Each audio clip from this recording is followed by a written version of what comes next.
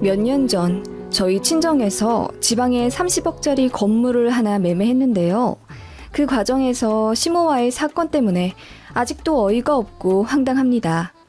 이 일로 남편이랑도 싸우긴 했지만 지도 본인 엄마가 부끄러운 줄은 아는지 저희 친정 건물 이야기만 나오면 꼬리를 내리고 기죽어 있네요. 시어머니는 아들을 위한답시고 한 행동이 결과적으로 아들 길을 죽이게 만든 일이라는 걸 아실라나 모르겠어요. 저희 친정은 아버지 어머니 두 분 다 공무원으로 정년 퇴직하셨어요. 아버지는 경찰, 어머니는 교도관이셨죠. 두 분 다 착실히 직장 생활하셨고 별 다른 취미도 없이 오직 저와 제 여동생 키우는 데만 온 신경을 써주셨던 너무나도 성실한 분들입니다.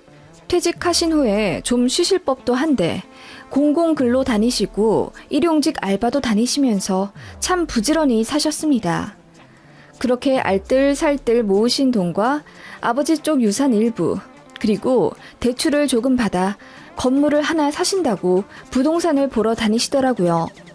그리고 저 결혼하고 한 3년 후쯤 부모님은 아버지 고향으로 내려가셔서 그쪽에서 건물을 하나 매매하시겠다고 저희에게 말씀하셨습니다. 그때는 지금처럼 부동산 시세가 말도 안 되게 치솟지 않았을 때였고 다행히 저희 부모님이 찾는 조건에 맞는 매물들이 몇 개가 있었어요.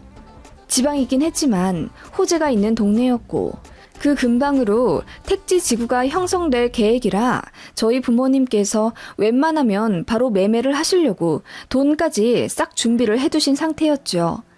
저랑 남편이 부모님 임장에 같이 몇 번 동행한 적이 있던 터라 자연스럽게 시부모님께도 저희 친정에서 건물을 사신다는 소식을 말씀드리게 됐어요. 시아버지는 사돈이 건물주라니 영광이라 하시며 농담 섞인 축하를 해주셨는데 시어머니는 듣자마자 입을 대빨 내밀며 요즘 부동산 바닥이 얼마나 불안정한데 지금 건물을 사시겠다는 거야? 그러다가 똥값이라도 되어버리면 어쩌시려고? 평생 모아오신 돈이라면서 거기다 사돈 어르신 유산까지 미리 땡겨 쓰신다고? 아이고, 친정 부모님도 잘 알아보고 사시는 거죠. 그리고 요새 다들 재테크에서 돈 불리는데요 뭐. 아서라 아서. 나는 지금이라도 관두셨으면 좋겠다. 그냥 현금 잘 가지고 계시면 은행에서 이자 따박따박 받고 편하게 사실 텐데 공무원 연금도 있으시면서 무슨 돈 욕심이 그리 있으시대? 돈 욕심이라뇨. 건물주도 하나의 직업이잖아요. 저희 친정 부모님은 형편 어려운 사람들한테 세도 깎아주고 그러실 생각하고 계시는데 어머님 너무하세요. 저희 친정에서 건물을 산다고 하니 대뜸 돈 욕심이 많다 어쩐다 입을 대는 시어머니에게 또 정이 떨어지더군요. 이런 적이 한두 번이 아니었습니다. 시어머니는 결혼 초부터 예물예단 문제로 꽤나 저를 속상하게 하셨던 분입니다. 당시 양가 도움 안 받고 저희 힘으로 시작한다고 허례허식 없이 딱 결혼 반지만 맞추고 다른 거 모두 생략하기로 합의를 봤는데요. 결혼 직전에 갑자기 시어머니가 말을 바꾸시더니 예단비 1,000만 원을 달라고 하시더군요. 시댁 어르신들께 면이 안 선다면서요. 저나 남편이나 있는 돈 다 털어서 신혼집이랑 가구에 몰빵했고 여윳돈 하나 없는 거 아시면서 저렇게 요구하시는 건 저희 친정에 대놓고 돈을 달라는 소리 아니겠어요? 그것 때문에 남편이랑도 싸웠고 아니 제가 일방적으로 몰아붙였네요. 그래서 파혼 직전까지 갔었는데 시어머니는 그래도 예단비 1,000만 원에 대한 고집이 상당하시더군요. 결국 저희 친정엄마가 나서서 예단비를 보내드리는 건 어렵지 않지만 대신 예물이랑 꾸민비도 정식으로 다 받아야겠다며 시어머니께 다이렉트로 연락을 하셨어요. 친정엄마도 화가 나셨던 거죠. 그랬더니 시어머니가 뭐라 궁시렁궁시렁 거리시며 그냥 안 받겠다고 하시더군요. 아니 그렇잖아요. 양쪽 다 안 주고 안 받기로 하고 결혼한 건데 결혼 직전에 말 바꿔서 대뜸 1,000만 원 달라고 하시는 게요. 그게 힌트였는지 아무튼 시어머니는 결혼하고 나서 그놈의 돈 얘기를 얼마나 많이 하셨는지 몰라요. 남들은 신혼여행 다녀와서 명품백을 선물로 준다더라. 누구 며느리는 달마다 용돈을 100만 원씩 준다더라. 어디서 들으셨는지 아님 지어내신 건지 제 앞에서 그런 말씀을 잘도 하시더군요. 듣다 못해 저도 다들 돈이 많은가 봐요. 저희도 돈이 많으면 시댁에 몇백씩 턱턱 내드리고 싶네요. 그런데 아시다시피 저희도 시댁에서 도움 1절 안 받고 독립한 거라 목구멍이 포도청이잖아요. 제 친구는 보니까 시댁에서 아파트 증여받았다고 하더라고요. 그런 집이면 월세 내는 개념으로 100씩 들여도 아깝지 않을 것 같아요. 라고 웃으면서 말했더니 어머님이 그 이후로는 다른 집 며느리랑 비교 일절 안 하시더군요. 아무튼 이런 일이 참 많았던 터라 저는 시어머니한테 별로 정이 없었어요. 어머님도 마찬가지시겠죠. 개혼이고 장남이라 며느리에 대한 환상도 기쁘실 텐데 저 같은 평범한 며느리가 눈에 안 차실 게 당연합니다. 그래도 솔직히 말하면 제가 남편보다 연봉도 더 높고 친정도 훨씬 잘 사는데 어머님은 아들 가졌다는 부심이 엄청나신지 참 저에게 끊임없이 많이도 바라시더군요. 이런 말 좀 그렇지만 저희 친정에서는 그냥 둘만 잘 살면 된다며 저희한테 용돈도 1절 안 받으시려 하고 되려 무슨 기념일마다 100만 원, 200만 원씩 턱턱 내주시고 늘 저희를 도와주시려 하시거든요. 사실 저도 장녀라서 친정에서 신혼집에 돈을 좀 보태주시려고는 했었는데 제가 거절했었거든요.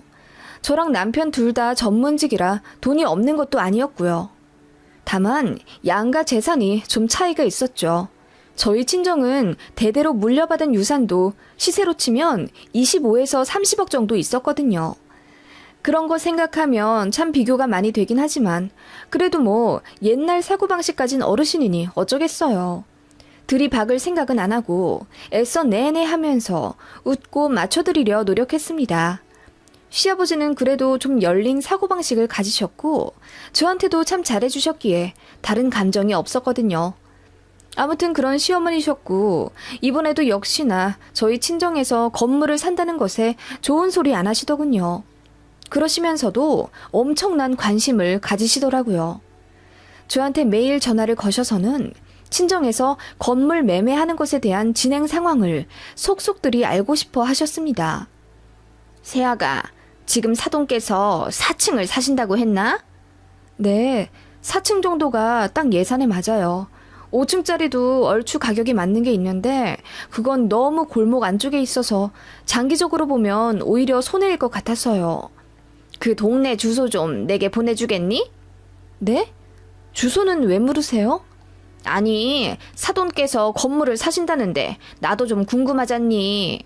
나 아는 사람이 경기도에서 30년 동안 부동산 하던 사람인데 그 사람한테도 좀 물어보려고. 그런 거라면 저희 친정 주변에도 부동산 중개업자들 많아요. 저희 친정아빠도 공부 많이 하셨고요. 어머님까지 신경 안 써주셔도 괜찮으세요. 머리 아프시잖아요. 제가 애써 둘러 말씀드려도 어머님은 곧 죽어도 동네 주소를 알려달라 하시더군요. 그래서 대충 말씀을 드렸는데 며칠 뒤에 친정 엄마에게서 전화가 왔습니다. 선이야, 너 혹시 너희 시어머니께 부동산 사장님 번호 알려드렸니? 어? 그게 무슨 말씀이세요, 엄마? 아니, 우리가 진행하고 있는 부동산 사장님이 그러시더라고. 경기도에서 전화가 왔는데 선이 시부모님이라면서 우리 사돈 좀 잘 좀 부탁한다고 연락이 왔다대. 아니, 그건 좀 너무 오지랖 아니니? 뭐라고? 아니, 무슨 그런 전화를... 내가 나쁘끄러워서 어쩔 줄 모르겠더라. 좌우지간 무슨 사돈에서 건물 사는 것까지 참견하고 그러신다니? 나는 이런 경우는 듣도 보도 못했어. 네가 시어머니한테 잘 말씀드려서 다신 이런 일 없게 해라. 너무 당황스럽더라고요. 그래서 시어머니한테 전화를 드렸더니 그럴 수도 있는 거 아니냐며 대수롭지 않은 반응을 보이시더군요. 아니, 며느리네가 건물을 사는데 사돈된 사람으로서 부동산에 잘 좀 부탁드립사 인사 좀 할 수도 있지. 그게 뭐가 어때서 그러니? 관심 없는 것보다야 낫지 않겠니? 어머님, 그건 아니죠. 제가 친정 부모님이라도 부담스러우시겠네요. 부동산 거래까지 왜 신경을 쓰시는지 모르겠어요. 신경을 어떻게 안 쓰니? 우리 아들네 장인 장모일인데? 아무튼 안 사돈 말씀은 알겠다. 그래, 이제 부동산엔 전화하지 않을 테니 그리 말씀드려라. 그렇게 기분 언짢으신 티를 확 내며 전화를 끊으시더군요. 정말 제가 다 황당했습니다. 남편에게 말하니 남편도 당황스러워하면서 시댁에 본인이 잘 얘기하겠다면서 사과하더라고요. 그냥 그렇게 어머님 잠깐의 오지랖으로 끝날 줄 알았습니다. 그런데 시어머니가 주말에 저에게 따로 전화를 거셔서는 이번 주에 저희 친정 부모님 좀 뵙고 싶다고 하시더라고요. 그래서 왜 그러시냐 했더니 건물 매매 전에 본인이 꼭 들어야 할 말이 있대요. 황당해서 저한테 대신 말하시라 했더니 아니, 사돈댁에서 땅을 얼마나 받으셨는지 모르겠는데 대출 받으실 거면 그냥 이번에 땅을 전부 다 팔고 빚을 내지 않으시는 게 낫잖아. 내가 며칠 동안 곰곰이 생각해봤는데 아무리 생각해도 그게 낫더라. 대출 그거 이자도 다달이 나가고 재수없게 건물 땅값이라도 내려가면 그거 전부 다 니네 손에 잤니? 그게 왜 저희 손해예요? 그리고 저희 부모님이 다 알아서 하신다고 말씀드렸잖아요. 어머님은 걱정하실 거 없으시대도요. 내가 보기엔 그래. 그리고 그쪽에 주택단지 들어서잖아. 그냥 5층으로 사시는 게 낫겠더라고. 내가 다 알아봤거든? 거기 인구도 늘어나는 추세인데 공실이 없을 거야. 그냥 사시는 김에 5층으로 하시라고 해. 아니다. 내가 얼굴을 뵙고 말씀을 드려야지. 하시더라고요. 그럴 필요도 없다고 단호히 말씀을 드렸는데도 기어이 저희 친정엄마에게 전화를 하셔서는 다과 약속을 잡으셨더라고요. 그날은 저도 출근하는 날이라 대동할 수 없었고 나중에 친정엄마한테 얘기를 들었는데 엄마도 엄청 황당해서 이러시더라고요. 시어머니가 다짜고짜 차를 한잔 하자고 하시더니 친정 부모님 댁으로 운전을 해서 오셨대요. 그러고는 사부인, 사시겠다고 받으신 그 건물들 말이에요. 저도 좀 보고 싶네요. 그쪽 방면으로 잘 아는 내 지인 대동에서 다음 주쯤 가볼까 하는데 사부인은 어떠세요? 네? 아니 저희끼리 다 얘기가 끝났고 다음 주에 계약금 넣으려고 하는데 무슨 말씀이신지? 아니 건물을 벌써 정하셨다는 거예요? 아니 새아가 말로는 아직 고민 중이시라고 하던데요? 저희가 자식들한테 모든 진행 상황을 미주알 고주알 말할 필요는 없죠. 이건 저희 일인데 사돈께서도 참 관심이 많으시네요. 감사하다고 해야 할지 사실 부담스럽거든요. 부담 가지지 마세요. 어차피 다 두루두루 좋으라고 하는 일 아닙니까? 아무튼 저희도 계약하실 때 좀 가보고 싶습니다.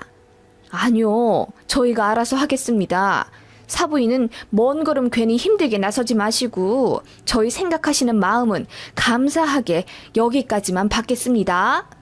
라고 친정엄마가 이야기를 마무리 지으려 하셨더니 시어머니가 계속 건물 얘기를 꺼내며 말꼬리를 잡으셨다더군요. 4층은 아닌 것 같아요. 월세가 다 돈인데 기왕 하실 거 5층짜리 하시는 게 낫죠. 그리고 정리할 땅이 더 있으시다던데 뭐하러 그건 두시고 대출을 더 받으려 하시나요? 굳이 빚을 내시는 이유가 뭔지 궁금하네요. 사실 자식들이 있으면 부모가 빚 내기 쉽지 않거든요. 그 말에 친정엄마가 뭐라 설명을 하시려 했죠.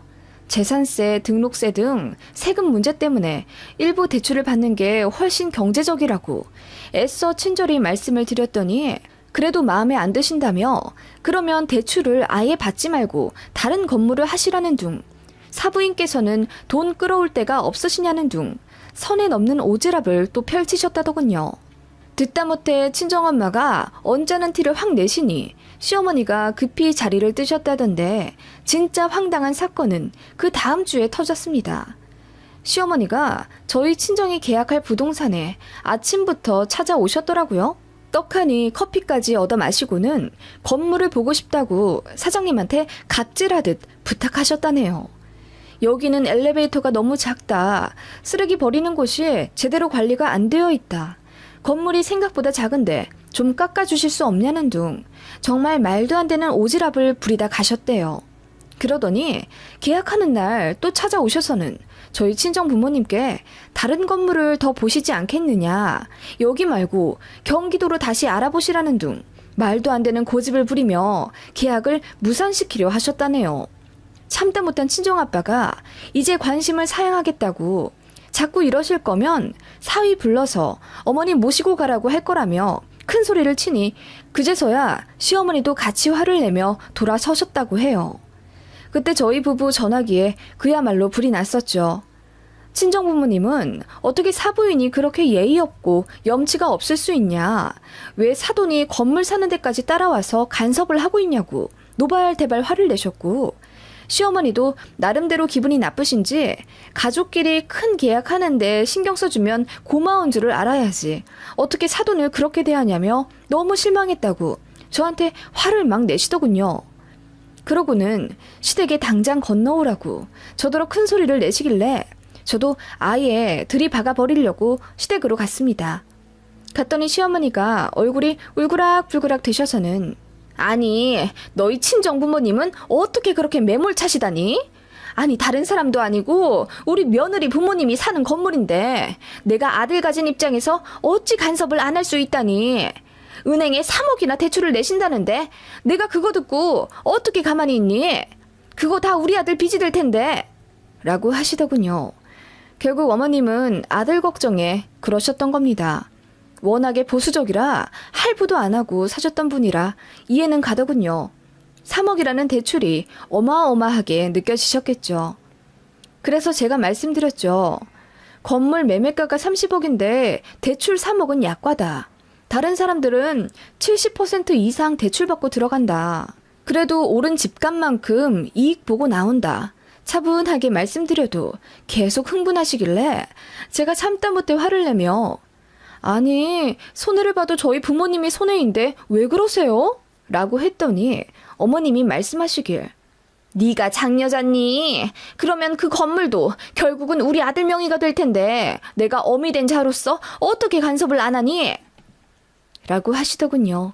그 말에 뒤통수를 맞은 듯 얼얼하더군요. 어머님, 물려받으면 저랑 제 동생이 물려받지 왜 가만히 있던 남의 집 아들이 그 건물을 물려받아요? 너무 황당하네요. 아니, 저는 그렇다 치고 제 동생은 생각 안 하세요? 저희 부모님 재산인데 그걸 왜 저희 자매 건너뛰고 사위에 연결을 하세요? 예, 다 그런 거야.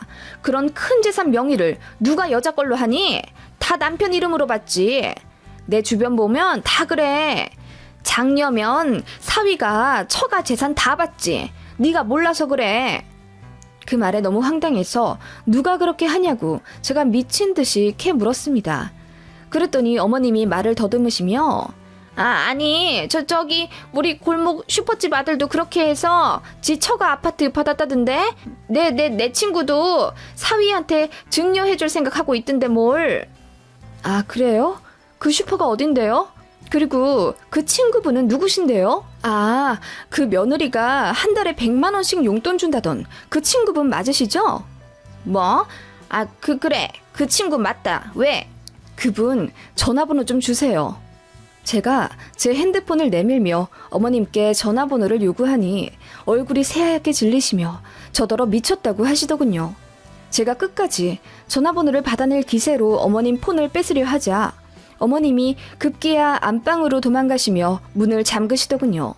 저는 안방 문에 대고 소리치며 저 지금 어머님이 말씀하신 그 골목 슈퍼집 갑니다.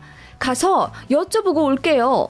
어머님 말씀이 맞으면 제가 사과드리고 저희 건물 어머님 말씀대로 매매할게요. 아셨죠? 하고 현관을 나서니 어머님이 뒤늦게 따라 나서시며 백지장 같은 얼굴을 하고 저를 말리시더군요. 그러거나 말거나 저는 어머님이 말씀하신 그 슈퍼로 갔습니다. 가니 주인 아주머니가 계시더군요. 어머님은 계속 제 팔을 붙잡고 나가려 하시고 슈퍼집 아주머니는 놀라서 제가 무슨 컴플레인이라도 걸러온 줄 아시고 긴장을 하시더군요. 제가 여쭸죠. 사장님, 여쭤볼 게 있는데요. 아드님 계시죠? 아드님이 이번에 장인 장모님한테 아파트 물려받으셨나요? 제가 당돌하게 여쭙자 사장님이 그게 무슨 소리냐며 눈이 휘둥그레해지더군요. 급기야 시어머니는 제 입을 강제로 막으려 들길래 제가 피하며 계속 말했습니다. 아니, 저희 친정에서 건물을 사시는데 어머님이 계속 그걸 제 남편 건물 뗄 것처럼 간섭을 하시더라고요. 그래서 여쭤보니 처가 유산은 다 사위 거라면서 이 슈퍼집 아들도 그렇게 아파트 증여받았다고 하길래 확인 좀 하러 왔어요. 맞으면 어머님께 사과 드리려고요. 라고 했더니 슈퍼집 아주머니가 그런 적 없다고 고개를 저으시더군요. 그러시면서 저희 시어머니한테 에그 왜 그래? 집안 싸움에 왜 애먼 우리까지 끼어들게 하고 그래? 그리고 우리 아들은 처갓집 덕본 적도 없는데 괜히 이상한 소문이나 내고 라고 호통을 치시니 어머님이 꽁지가 빠져라 도망가시더군요. 그렇게 어머님은 개망신을 당하시고는 되려 저에게 화를 내시더군요. 그렇게까지 해서 망신을 줘야겠냐며 나중에는 엉엉 우시더군요. 뒤늦게 시아버지도 상황을 아시고는 시어머니를 타박하셨고 남편도 얼굴이 빨개져서는 아무 말 못하더군요. 그러면서 그렇게까지 어머님을 동네 망신을 들을 필요가 있었냐면서 저에게 슬그머니 원망을 하려 하길래 이 상황에서 누구 편을 들고 앉아있냐고 그럴 거면 이혼하자고 하니 바로 꼬리 내리더군요. 시어머니는 온 동네에 졸지에 사돈댁 건물 탐낸 탐욕스러운 사람으로 소문이 나 결국 2년 뒤에 집 팔고 다른 동네로 이사 가셨습니다. 그 이후로 어머님과 거의 연락 안 했고 구정이랑 추석 때만 잠깐 가서 인사드리고 왔다 갔다 하는 정도로 아주 대면대면해졌습니다. 어머님은 제가 그렇게까지 미친년처럼 물고 늘어질 줄 모르셨나 본데 저도 미치면 끝장 보거든요. 어머님이 선만 넘지 않았더라도 그 정도로 하진 않았을 텐데 저는 솔직히 그날 그렇게 슈퍼 가서 난리친 거 후회하지 않습니다. 그렇게 안 했으면 어머님은 절대로 본인 잘못 인정 안 하시고 저희 친정 부모님도 계속 함부로 대하실 게 뻔했기 때문이에요. 그놈의 건물이 뭐라고 돈이 뭐라고 앞뒤 안 가리고 아들부터 챙기려 하는 어머님의 입속이 정말 개탄스럽더군요. 원래 그러신 분인 줄은 알았지만 정도껏 하셨어야죠. 그동안 시어머니의 시댁 갑질에 참고 산 것에 비하면 사이대까지는 아닐 수도 있지만 그래도 나름대로 속 시원하네요.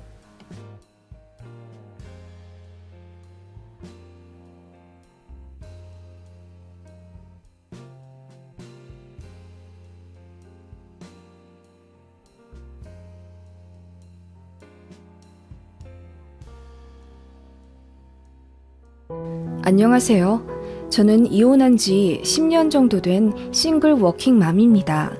현재 학원에서 고등학생 대상으로 수학을 가르치며 강사 일을 하고 있고 이혼한 후에 심적으로도 안정되고 행복도가 올라가서인지 일이 잘 풀려 현재 연봉 8천만 원 정도까지 오른 상태입니다. 강산도 변할 10년이란 시간 동안 저와 아이 모두 마음이 많이 단단해져 지금은 저와 오붓하게 함께하는 지금이 너무나도 소중하다고 하네요. 아이 5살 때 이혼했는데 지금은 어엿한 중학생이에요. 아이가 아빠에 대한 기억은 거의 없습니다. 그럴 만도 한 게 아이 어릴 때 전 남편이 집에 거의 붙어있지 않았거든요. 이유는 바람이었습니다.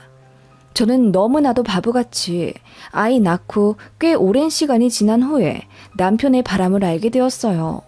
출산 과정에서 지혈이 잘 되지 않는 사고가 있었던 터라 회복도 느렸고 그 부작용으로 몸도 마음도 지쳐 있었지만 남편은 회사 일이 바쁘다는 핑계로 매일같이 야근을 하며 육아를 거의 돕지 않았습니다. 대기업에 다니는 남편이었고 일이 힘들다는 건 알았지만 아이 낳고 나니 무슨 일인지 더 바빠진 남편에게 저도 불만이 쌓여가고 있었죠. 우리 애 태어난 지 곧 있으면 100일인데 여태 아이 분유 한 번 먹여본 적 없고 기저귀 한 번 안 갈아줬다는 게 말이 돼? 조리원에서도 남들 다 남편 와서 마사지 해주고 식판 버려주고 그럴 때 다 나 혼자 했어. 그래도 프로젝트가 바쁘다니까 이해해줬지. 근데 이건 너무하잖아. 어떻게 일주일에 반 이상을 회사에서 자고 나머지 반은 12시에 들어와? 여보, 내가 너무 유능해서 그래. 팀장님이 나 없으면 팀 못 돌아간다고 그렇게 간곡하게 붙잡는 걸 내가 어떻게 뿌리쳐. 내가 잘해야 우리 식구 먹여 살리지. 자기도 일 관둬서 나 혼자 벌어야 하는데 이 정도도 이해 못 해주면 어떡해. 아니, 내가 관두고 싶어서 관둔 것도 아닌데 그렇게 말하면. 아무튼 나도 너무 바빠서 그래. 내가 밖에서 놀다 들어오는 것도 아니잖아. 그러면서 외벌이의 고충을 저에게 떠넘기곤 했습니다. 안 그래도 결혼하면서 전 직장도 관뒀어요.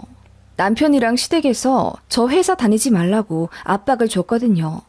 특히 시어머니가 나는 우리 아들 일하고 집에 들어오자마자 구수한 밥 냄새로 퇴근을 환영받았으면 한다.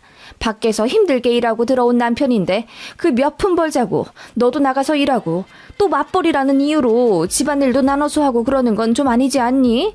우리 아들이 돈을 못 번다면 상관이 없겠지만 대기업 다니지 않니? 넌 간둬라. 그게 맞다. 라고 하시며 제가 일 관두기 직전까지 학원에까지 전화하시며 저를 달달 볶으셨어요. 그래서 쫓겨나듯이 간뒀던 기억이 나네요. 친정에서는 저를 보호해주지 않았냐고요?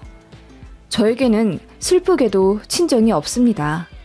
친정아빠는 저 어릴 때 돌아가셨고 친정엄마는 저 중학생 때쯤 되었을 때 돌연 남자가 생기셨다며 재혼을 하셨어요. 저는 친할머니 댁과 고모집을 전전하다 독립했고요. 친정엄마는 재혼한 가정에서 아이 둘을 낳으셨고 바쁘신 건지 아님 저를 잊고 싶으셨던 건지 연락을 끊으셨어요. 사실 결혼하기 전에는 그런 엄마를 이해해보려 노력했지만 아이를 낳고 나니 뒤늦게 분노가 생기더라고요. 이렇게 눈에 넣어도 안 아플 아이인데 어떻게 엄마는 나를 버렸을까? 그런 생각도 들고 집에 좀처럼 오지 않은 남편도 저를 힘들게 하니 씩씩했던 저도 금세 우울증에 빠지게 되더라고요. 게다가 애 낳고 살은 왜 그렇게 안 빠지는지 가뜩이나 통통하던 저였는데 어느새 거울조차 보기 싫어지더라고요. 그렇게 집에 잘 들어오지 않는 남편에게 불평은커녕 말 한마디 거는 것도 조심스러워지더군요. 아닌 게 아니라 일이 너무 바쁘다면서 신경이 날카로워져 있는 남편이었고 집에 오면 지쳐 쓰러져 자기 일수였기 때문에 저도 뭐라 더 바가지 긁기 힘들더라고요. 산후 우울증이었는지 아님 남편의 지속적인 가스라이팅 때문이었는지 정말 저 때문에 남편이 집에 안 들어오는 것 같고 다 제 탓 같다는 기분마저 들기 시작했어요. 처음엔 정말 일이 바빠서 못 들어오는 건 줄 알았는데 나중에는 주말에도 집에 거의 붙어있지 않은 남편을 보며 뭔가 부부 사이가 소원해져 저에게 정이 떨어진 건가 싶기도 하더라고요. 그래서 돌쟁이 아이를 키우며 너무너무 힘들었지만 이 악물고 다이어트를 했어요. 저라도 잘해야 남편이 집에 더 붙어 있을 것 같고 그래야 아이도 아빠와 더 행복한 시간을 보낼 수 있잖아요. 지금 생각해보면 등신 같았지만 당시에는 그랬습니다. 저도 결혼 전 꽤나 똑부러지고 잘 나가는 학원 강사였고 외모도 나쁘지 않아 인기도 많았었는데 그냥 그렇게 되더라고요. 남편과 시댁은 날이 갈수록 저를 더 무시했는데 저는 그게 든든한 친정이 없어서인 건 아닌지 하는 자격지심도 갖게 됐고요. 그래도 결혼할 때는 제가 남편보다 모아온 돈이 훨씬 많아서 제가 1억 2천 정도 가져왔고 남편은 모아둔 돈이 거의 없어서 시댁에서 1억 지원해 주신 것과 남편 이름으로 대출받아 신혼집을 샀었거든요. 그런데 시댁에서는 항상 자기네들이 집 해줬다고 하시더라고요. 신혼집을 공동 명의로 했었는데 그것도 국가화하던데 지금 생각하면 참 어이가 없는 집안이었죠. 시부모님은 사실 일을 거의 안 하신 상태였고 아주버님도 사업하다 말아먹고 일용직이나 근근하던 사람이라 그 집에서 믿을 건 제 전남편인 둘째 아들밖에 없었어요. 그나마 제 전남편이 대기업에 다니니 돈이 좀 되니까 월 100만 원 정도는 시댁에 갖다 바쳐야 했습니다. 그나마도 1년에 한두 번 있는 상여금 받을 땐 500만 원 정도 뜯기다시피 하며 드릴 때도 있었어요. 그때는 그게 왜 당연하다고 생각했었는지 제가 남편을 많이 사랑했었고 또 친정이 없다는 이유로 시댁에서 무시를 좀 받았었는데 그런 것들이 저를 한없이 낮아지게 만들었던 것 같네요. 그러다가 어느 날 청천벽력과도 같은 사건이 터지게 되죠. 아이 어린이집에 보내고 마트에서 장을 보고 있는데 어떤 여자가 저에게 다가오더라고요.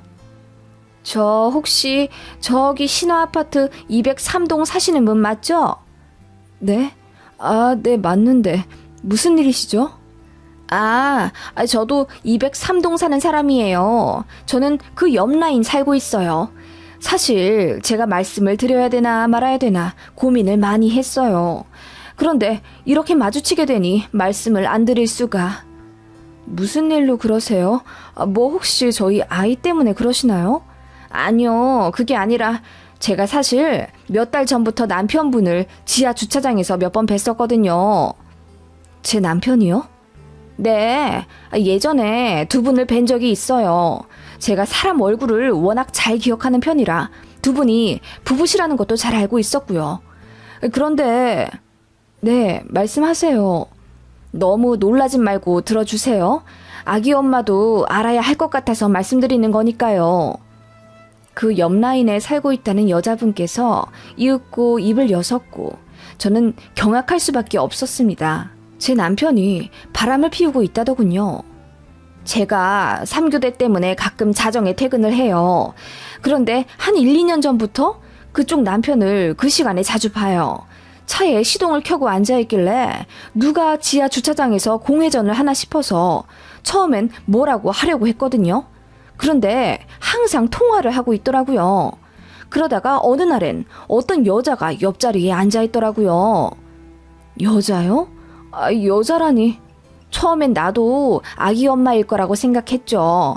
그런데 자세히 보니 모르는 여자더라고요. 둘이 많이 친해 보였어요. 이런 말 하기 죄송하지만 스킨십도 있었고. 스킨십이요? 제가 입을 다물지 못한 채 어안이 벙벙해 있자 그 여자분은 이럴 줄 알았다면서 사과부터 하시더군요. 그러면서 알 건 알아야 되지 않겠냐며 저에게 자세히 말씀해 주셨어요. 목격한 날짜와 시간을 다 스마트폰에 적어 두셨더라고요. 그리고 둘이 입을 맞추고 서로 껴안고 그러는 거 다 봤다면서 원하면 블랙박스 제공까지 해주겠다고 하시더군요. 혹시 몰라서 증거로 다 저장해 놨었다고. 저 마주치게 되면 꼭 말해줘야지 싶었는데 그 여자분 가족들이 극구 말렸대요. 남의 집 가정사에 끼어들면 골치만 아프다고. 그치만 그 여성분도 아내인 입장이었고 아무것도 모를 제 생각을 하면 잠도 안 올 지경이었다네요. 그러다 저를 딱 마주친 김에 다 말해주는 거라고. 일단 그분의 전화번호를 받아서 집에 왔습니다. 머리가 하얘져서 아무 생각도 안 나더라고요. 가슴은 쿵 내려앉아 팔다리도 축 늘어진 느낌에 제 몸이 제 몸 같지가 않았습니다. 이제 어떻게 해야 하나.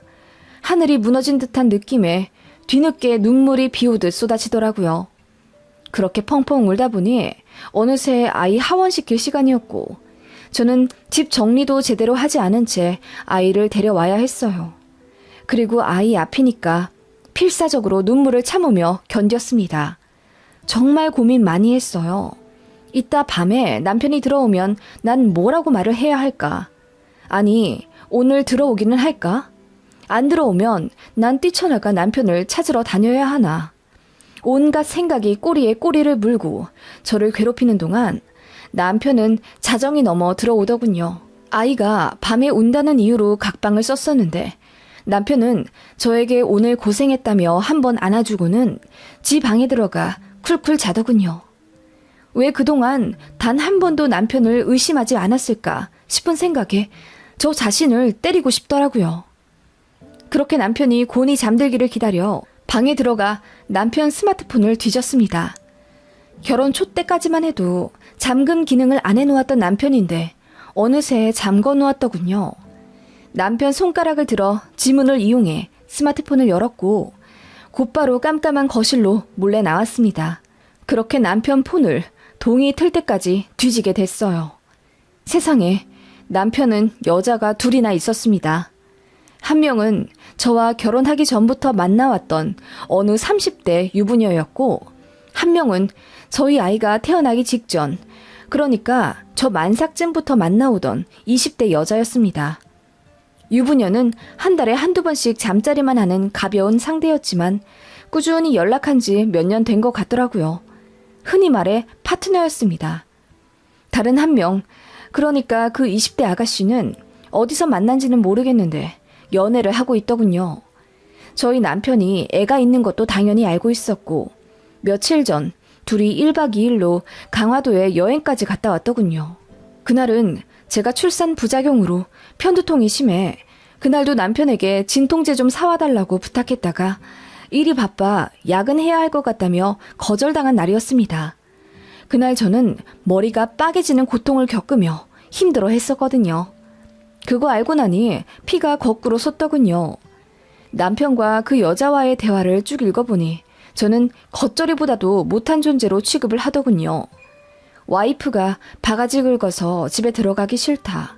와이프는 살이 너무 쪄서 코끼리 같다는 등 저를 무시하며 뒷담화하는 이야기와 저희 친정엄마 이야기를 하며 와이프의 엄마가 재혼을 하셔서 새살림을 차려 나갔다. 와이프는 가족에 대한 그리움 때문에 본인과 쉽게 이혼을 하려 하지 않을 거다. 바람 들켜도 상관없다. 걔는 그렇게 해도 되는 애다. 라는 말까지 하더군요. 그거 보니 닭똥 같은 눈물이 줄줄 흘렀습니다. 자고 있는 남편의 뺨을 내리쳐 깨우고 싶었지만 신락 같은 이성을 붙잡아 간신히 참았습니다. 현실적으로 증거를 더 수집한 뒤 이혼을 해야 하잖아요. 마음 같아서는 그냥 당장이라도 남편을 패버리고 이혼하고 싶었지만 저에게는 너무나도 소중한 아이가 있었습니다. 양육권, 위자료, 양육비 등의 험난한 산을 넘어가려면 냉철하게 판단해야 할 필요가 있었고 저는 있는 힘껏 마음을 다잡은 채 며칠 동안 남편에게 티내지 않았습니다. 그리고 저는 남편이 출근하면 몰래 남편의 짐을 뒤져 증거를 찾아내려고 애썼어요. 그리고 그 여자의 신상까지 파악했습니다. 어느 회사의 무슨 팀 소속인지 전화번호와 그 여자 본가 주소까지 어떻게 하다 보니 알아냈어요. 그리고 남편이 몰래 썼던 카드의 명세서를 바탕으로 그 여자와 자주 가는 곳으로 추정되는 숙박업소까지 알아냈습니다. 남편의 집에 들어와 잠들면 몰래 지하 주차장에 내려가 남편 차에 있는 블랙박스를 뒤졌어요.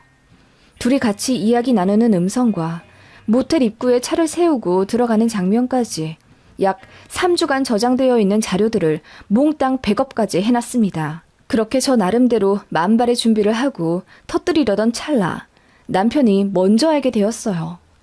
제가 남편 폰을 보다가 모르고 그 여자에게 전화를 걸게 되었고 그 일을 빌미로 제가 남편의 바람을 알고 있다는 사실을 들켜버리게 된 거예요. 저는 사실 남편이 무릎이라도 꿇으며 빌 거라고 생각했습니다. 하지만 제 예상과는 다르게 남편은 저더러 왜 뒷조사를 하고 있었냐면서 길길이 날뛰며 화를 내더라고요. 그리고 저 같은 의부증 정신병자랑은 살기 싫다며 짐을 싸서 나가더군요. 그렇게 나간 곳이 시댁이었던 건지 시어머니한테까지 전화가 왔습니다. 고래고래 소리를 지르며 저를 혼내시더군요. 너 미쳤니? 일하느라 바쁜 우리 아들 뒷조사를 해? 너 집에 들어앉아 있으니 이제 할 일이 없니? 어디 하늘 같은 남편을 의심하고 뒤를 캐? 친정에서 그러라고 가르쳤니? 아참, 너 친정 없지? 그래서 그 모양이니? 배운 곳이 없어서 어디 네 남편 의심이나 하고 앉아있어? 어안이 벙벙하더군요. 대체 누가 잘못을 한 건지. 시어머니 소리 지르는 것만 들으면 누가 보면 바람은 제가 핀 줄 알겠어요. 어머님, 어떻게 그렇게 말씀하세요? 제 남편이 바람이 났는데 그럼 가만히 있어요? 어머님 아들 혼내도 모자랄 판에 왜 저를 혼내고 그러세요? 내가 우리 아들을 왜 혼내? 남자 바람 난 건 전부 여자 탓이다. 네가 잘못했으니 우리 아들이 바람이 나서 밖에서 도는 거지.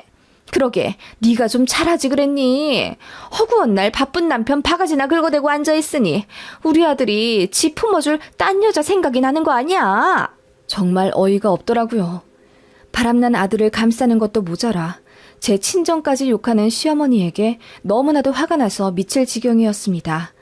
우리 아이 생각해서 어떻게든 참아보려 했는데 이 미친 집안과 하루라도 빨리 헤어져야겠다는 생각이 들더군요. 그래서 이혼 서류를 만들어 시댁으로 보냈더니 시어머니가 얘기 좀 하자더군요. 전화통화 때처럼 길길이 날뛰며 저더러 뭐라고 할 줄 알았더니 웬일로 너무나도 차분하고 온화한 목소리로 저에게 어머마, 그때는 나도 많이 미안했다. 너도 애 낳아 키워보니 알겠지만 나는 내 자식 편을 들 수밖에 없어. 그래서 나도 모르게 너에게 언성을 높였던 것 같다. 남자 바람 피우는 거 그거 다 한때다.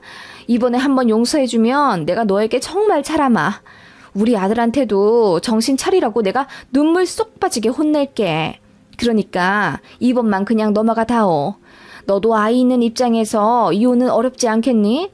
그래도 대기업 다니는 아빠가 있어야 남들 앞에서 무시 안 당하고 사는 법이다. 혼자 사는 엄마 밑에서 애가 얼마나 주눅들어 살겠어. 너 어릴 때 생각을 해봐. 그렇게 친정 이야기까지 언급하며 저를 가스라이팅 하려고 하시더군요. 그리고 이혼하면 한 푼도 줄 수 없다는 말과 함께 무엇이 더 저와 아이를 위한 길인지 잘 생각해보라고 하시며 떠나셨습니다. 너무 어이가 없더군요. 그리고 그날 남편은 집으로 일찍 들어왔습니다. 웬일로 저녁 일찍 들어왔더군요.